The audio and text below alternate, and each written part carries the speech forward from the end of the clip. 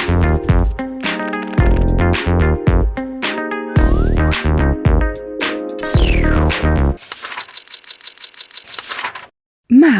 طلحة جبريل. سأتناول في هذا المحور الاقتصاد.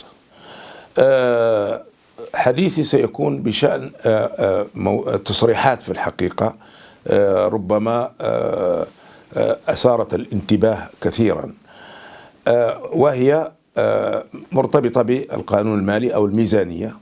فعلى الرغم من الانتقادات والنقاشات الحادة التي على صعيد اللجان وعلى صعيد الجلسات العامة، أجاز البرلمان ميزانية السنة المقبلة أو ما يعرف باسم القانون المالي.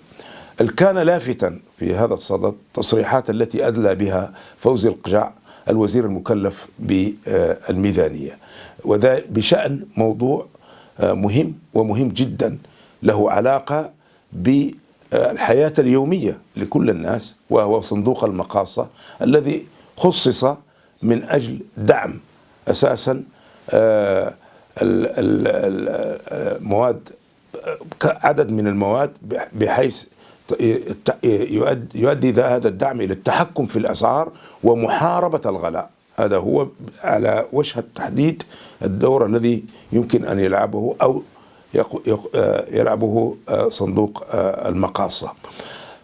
خصص لهذا الصندوق مبلغ ضخم وهو 16 مليار درهم. يفترض بطبيعة الحال أن هذه الأموال تصرف في دعم المواد الأكثر استهلاكا، وبالتالي حماية القدرات الشرائية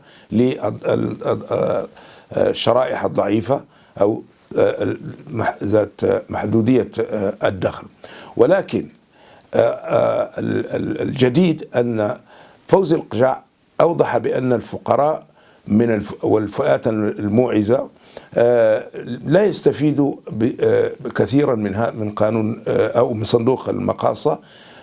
تصل استفادتهم حسب ما قاله فوزي القجع 20% فقط، في حين أن ما تبقى يستفيد منه الأغنياء، أي بمعنى آخر 20% للفقراء، 80% للأثرياء.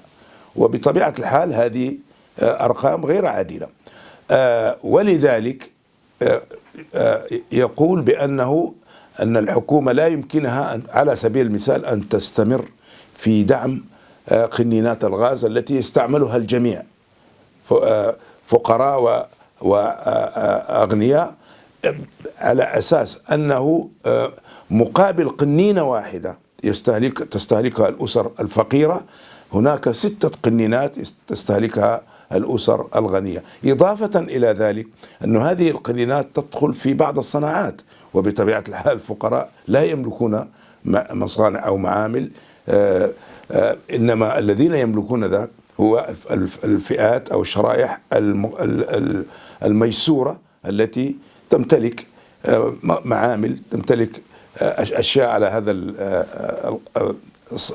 هذا القرار. التوجه الأساسي لصندوق المقاصة هو الآن سيكون طبقا لمعلومات استقيتها من مصدر يعتد به، سيكون الدعم الاجتماعي.